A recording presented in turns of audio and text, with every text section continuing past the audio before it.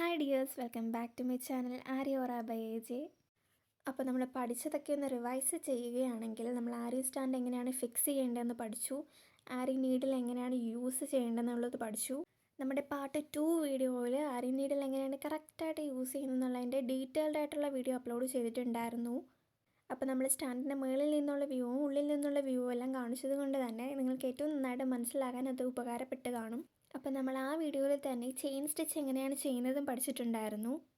ശേഷം നമ്മൾ പാർട്ട് 3 വീഡിയോയിൽ ചെയിൻ സ്റ്റിച്ച് കൊണ്ട് പാനി ഡിസൈനാണ് ചെയ്തത്.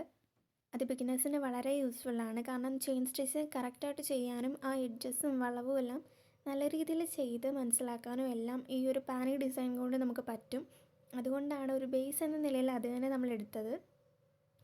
എനിക്ക് ഷുവറാണ് ഇനി നിങ്ങൾക്ക് ഏതൊരു ഡിസൈൻ അല്ലെങ്കിൽ ഏതെങ്കിലും ഫ്ലോറൽ ഡിസൈൻ ആണെങ്കിലും എന്ത് തന്നെയാണെങ്കിലും ആ ഒരു ചെയിൻ സ്റ്റിച്ച് കൊണ്ട് നമുക്ക് ചെയ്യാൻ പറ്റും.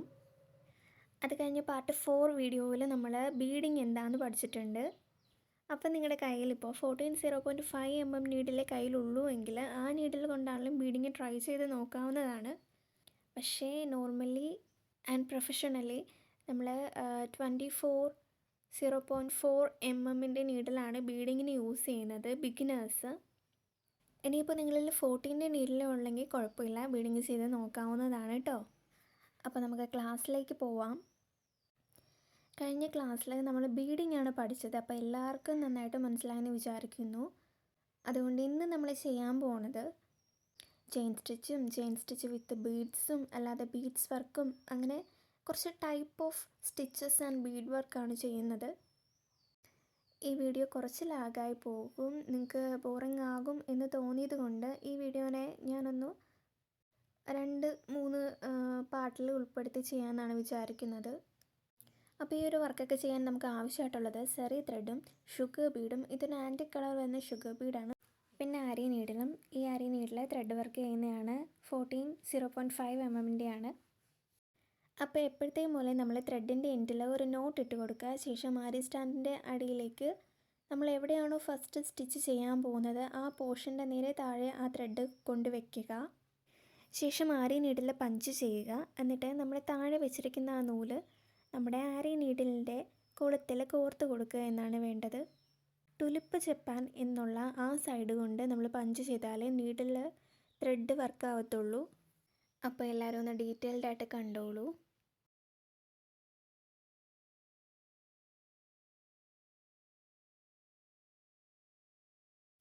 സെക്കൻഡ് പഞ്ച് ചെയ്യുമ്പോൾ ആദ്യം എടുത്ത ലൂപ്പിൻ്റെ ഉള്ളിലൂടെ ആയിരിക്കണം അടുത്ത ലൂപ്പ് എടുക്കേണ്ടത്. ഇത് തന്നെ നമ്മൾ കണ്ടിന്യൂസ് ആയിട്ട് ചെയ്തു വരുന്നതിനെയാണ് ചെയിൻ സ്റ്റിച്ച് എന്ന് പറയുന്നത്. ഇത് ഞാൻ വളരെ ചെറിയ ചെയിൻ സ്റ്റിച്ച് എടുക്കുന്നതായതുകൊണ്ടാണ് ഇങ്ങനെ കാണുന്നത്. നിങ്ങൾ ചെയിൻ സ്റ്റിച്ച് പഠിച്ചത് കൊണ്ടാണ് പിന്നെ ഡീറ്റെയിൽഡ് ആയിട്ട് കാണിക്കാത്തത്. എന്നാലും ആദ്യമായിട്ട് കാണുന്നവരുണ്ടെങ്കിൽ ഒരു ചെറിയ വീഡിയോയും കൂടി ഇതിലൂടെ ആഡ് ചെയ്യാം. അപ്പം നമ്മുടെ ക്ലാസ് ആദ്യം തൊട്ട് കാണുന്നവരുണ്ടല്ലോ, അപ്പോൾ അവർ ചെയിൻ സ്റ്റിച്ച് കുറച്ചുകൂടി ചെറുതാക്കി നല്ല നീറ്റായിട്ട് ചെയ്ത് പഠിക്കുക കേട്ടോ. അപ്പോൾ ഈ ഒരു വീഡിയോ ആദ്യമായിട്ട് കാണുന്നവർക്ക് വേണ്ടിയിട്ടാണ്. ഇതുവരെ നമ്മുടെ വീഡിയോസ് കണ്ട കുട്ടികൾക്ക് ഇതിൻ്റെ ആവശ്യമില്ല, കാരണം അവർ ഓൾറെഡി ഇത് പഠിച്ചിട്ടുണ്ട്. അപ്പോൾ നിങ്ങളത് കണ്ടിന്യൂസ് ആയിട്ട് ചെയ്ത് പൊക്കോളൂ. അപ്പോൾ അറിയാത്തവർ ഇതൊന്ന് കണ്ടു നോക്കുക.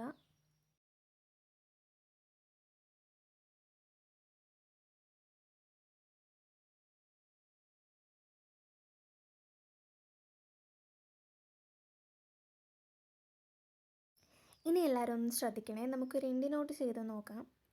ആദ്യം ഇതുപോലൊരു വലിയ ലൂപ്പ് എടുക്കുക. എന്നിട്ട് ഇതിനുള്ളിലൂടെ നമുക്ക് വേറൊരു ലൂപ്പ് എടുക്കാം.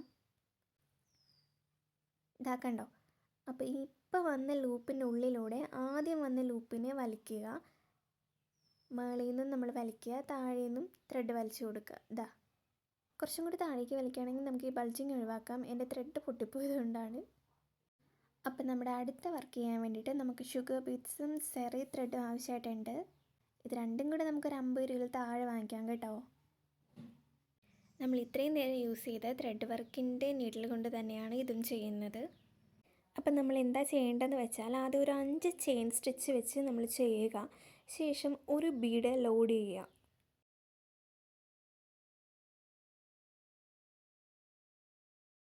ഇത് കണ്ടോ, ഈ ഒരു ലൂപ്പിൽ നമ്മൾ ഒരു ബീഡ് ലോഡ് ചെയ്ത് കൊടുക്കണം.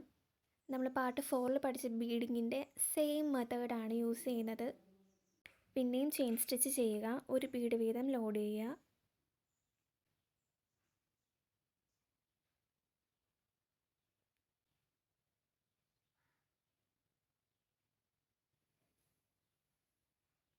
പിന്നെ അതങ്ങ് കണ്ടിന്യൂസ് ആയിട്ട് ചെയ്തു പോവുക. അപ്പോൾ അത് കഴിഞ്ഞു. ഇനി നെക്സ്റ്റ് വർക്ക് ചെയ്യാൻ നമുക്ക് ആവശ്യമായിട്ടുള്ള നീഡിൽ 24 0.4 നീഡിലാണ്. വിത്ത് ടങ്കീസ് നൈലോൺ ത്രെഡാണ് ആവശ്യമായിട്ടുള്ളത്. നമ്മൾ ഷോപ്പിൽ നിന്ന് ഇത് പർച്ചേസ് ചെയ്യുമ്പോൾ ആരി വർക്കിന് വേണ്ടിയിട്ടുള്ളതെന്ന് പ്രത്യേകം പറയണേ, ഇല്ലെങ്കിൽ അവർ ഒരുപാട് വലിയ ടങ്കീസ് എടുത്ത് തരും.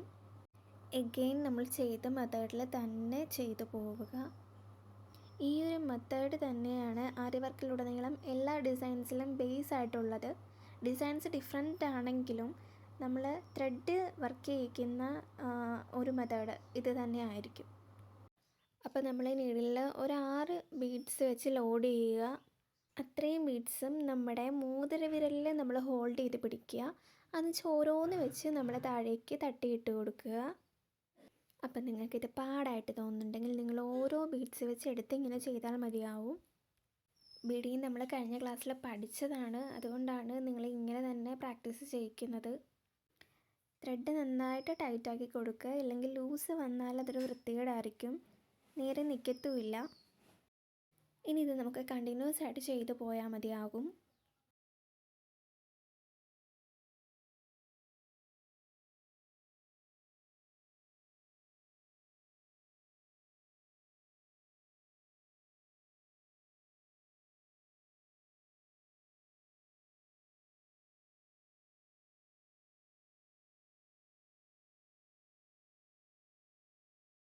അപ്പോൾ ഇതാണ് നമ്മുടെ വർക്കിൻ്റെ ഫൈനൽ ലുക്ക് വന്നിട്ട്.